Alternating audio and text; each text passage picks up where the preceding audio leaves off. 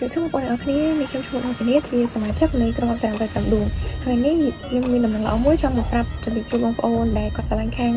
วิสัยบางโบราณขึ้นมาเยอะเลยเชื่อท่าข้างกรมสารไปกับดวงเยอะกอดบันพัดขณะโรงเรียนทำไมยังเชื่อเรื่อง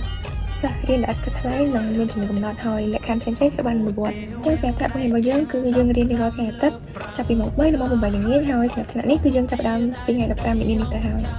จังแสบและข้างการจะช่วยโจเรียนขนาดมันนี่คือที่มุ่งยังดำเนินเรียนจริยาสมบัติคนละโทษในสังโทษหอยสำหรับรูปสมบัติคือซ้ำหมอมซ้ำล้มหอยยังเรื่องจับปีอยู่อัดมือชนะเรา30 năm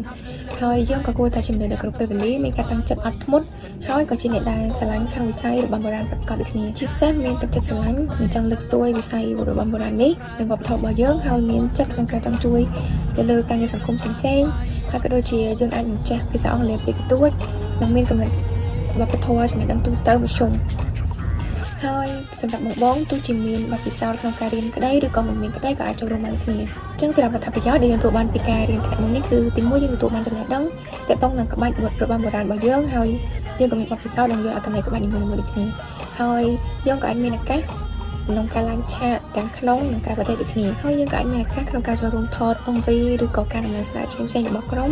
ដែលយើងធ្វើទៅតាមភាសានានាដូចគ្នាហើយក៏យើងអាចចូលរួមជាការផលិតមាតិកាថ្មីៗទាក់ទងនឹងវប្បធម៌របស់យើងដូចគ្នាហើយអ្វីដែលកាន់តែពិសេសនោះគឺយើងជាអ្នករួមចំណែកក្នុងការជួយ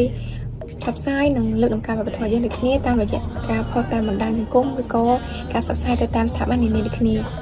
ហើយជាចុងក្រោយយើងក៏អាចនឹងមានឱកាសក្នុងការក្លាយជាសមាជិកពេញលេញរបស់ក្រុមអប្សរា25ដួងហើយក៏អាចក្លាយជា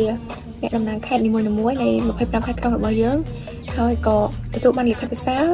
និងថ្លែងអំណរគុណឬក៏ពានអប្សរាឆ្នាំផ្សេងៗពីក្រសួងឬក៏ខាងទីស្ថាប័នផ្សេងៗក៏ដូចជាខាងក្រុមអប្សរា25ដួងនេះបន្ថែមពីនេះទៀតនោះយើងក៏នឹងមានឱកាសក្នុងការរកប្រាក់ចំណូលបន្ថែមពីខាងក្រៅលើកឡើងទៅវាជាការងារសង្គមឬក៏ការងារសុខភាពផ្សេងៗដូច្នេះសម្រាប់បងប្អូនដែលមានបំណងចង់ចុះឈ្មោះចូលរៀនឬក៏ចង់បានព័ត៌មានបន្ថែមអាចទាក់ទងទៅកាន់ page អប្សរា25ដួងនេះបានហើយសង្ឃឹមថាបងប្អូនចូលរួមបានច្រើនក៏ទាំងអស់គ្នានឹងជួបគ្នាថ្ងៃ15នេះអរគុណច្រើនជំរាបលាគូបញ្ជាក់ផងថាអប្សរា25ដួងជាក្រុមដែលទទួលបានជ័យលាភីឆ្នាំកិត្តិយសខ្ពស់ពីសម្ដេចអគ្គមហាសេនាបតីតេជោហ៊ុនសែនក្នុងមហោស្រពសិល្បៈយុវជនទូទាំងប្រទេសអបអរទិវាវប្បធម៌ជាតិ3មីនាលើកទី22កាលពីឆ្នាំ2020ហើយបច្ចុប្បន្នបាននឹងកំពុងបន្តបេសកកម្មលើកស្ទួយវប្បធម៌ផ្សព្វផ្សាយទេសចរណ៍និងការពារបរិស្ថាននៃ25ទីតាំងខេត្តរបស់ប្រទេសកម្ពុជាដែលមានយុវតីជាអប្សរាតំណាងចំនួន25រូបនិងសមាជិកសកម្មរាប់រយរូបតពីមួយចំនួនទៅមួយចំនួនបន្តគ្នា